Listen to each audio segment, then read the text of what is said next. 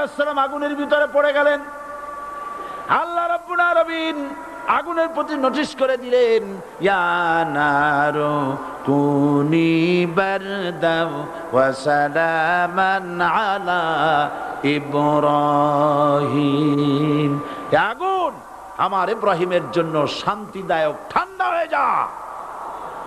ইব্রাহিম আলাইহিস সালাম জ্বলছেন, পুড়ে গেছেন।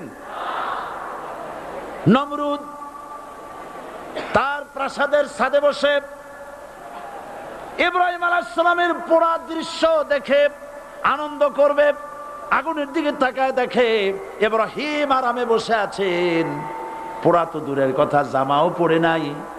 ও ডাক দিয়া বলে, রে আগুন, গোটা জাতি নিয়ে তোর পূজা করলাম, আমার দুশমন কেন জ্বালাইতে পারিস না? তোর জ্বালানো শক্তি কি নষ্ট হয়ে গেছে নাকি?